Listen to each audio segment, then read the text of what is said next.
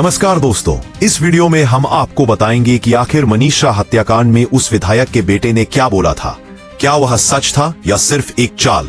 मनीषा हत्याकांड की कहानी में जब विधायक के बेटे का नाम सामने आया, क्या विधायक का बेटा पकड़ा गया?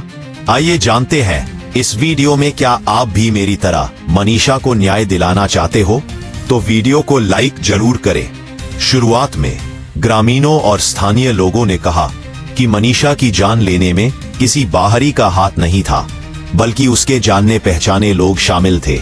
गांव में अफवाहें फैलने लगी कि मनीषा को आखिरी बार जिस व्यक्ति के साथ देखा गया था वह कोई और नहीं बल्कि विधायक का बेटा था। कुछ लोगों का दावा था कि दोनों पहले एक दूसरे से बातचीत करते थे, लेकिन हाल ही में उनके बीच विवाद हुआ था। घटना से एक दिन पहले भी मनीषा को धमकी भरे कॉल आए थे। यही बातें पूरे गांव और सोशल मीडिया पर चर्चा का विषय बन गई। विधायक के बेटे का बयान। जब मीडिया ने विधायक के बेटे से सवाल पूछे तो उसने सफाई देते हुए कहा, मेरा इस घटना से कोई संबंध नहीं है। कुछ लोग मेरी छवि खराब करने की कोशिश कर रहे हैं। मैं खुद चाहता हूं कि सीबीआई जांच हो ताकि सच सामने आ सके।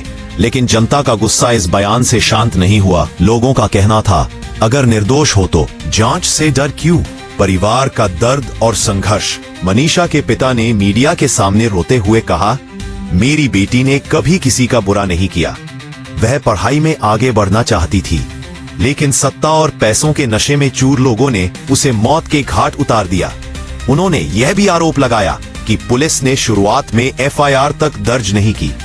जब विधायक के बेटे का नाम आया तो पुलिस और भी धीमी पड़ कई गवाहों को डराने धमकाने की कोशिश हुई। पुलिस पर गंभीर सवाल। पुलिस पर आरोप लगे कि घटना की शुरुआत से ही केस को कमजोर करने की कोशिश हुई। विधायक के बेटे को खुला घूमने दिया गया। पूछताछ दिखावे के लिए हुई, असली कार्रवाई नहीं। यही वजह थी कि गांव वालों और परिवार ने सीबीआई जांच की मांग तेज कर दी। सीबीआई की एंट्री, लगातार विरोध और मीडिया दबाव के बाद केस को सीबीआई के हवाले कर दिया गया। सीबीआई ने आते ही घटनास्थल का निरीक्षण किया, सबूत इकट्ठे किए, मोबाइल और कॉल डिटेल्स खंगालनी शुरू की। जांच में पता चला कि मनीषा के मोबाइल पर कई बार धमकी भरे कॉल आए थे। अंतिम कॉल की लोकेशन विधायक के घर के नजदीक ट्रेस हुई। यह खबर सामने आते ही मामला और गर्मा गया।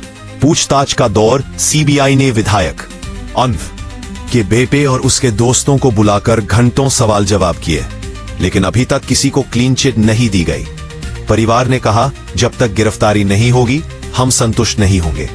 राजनीति का असर। इस बीच राजनीति भी गरमाने लगी।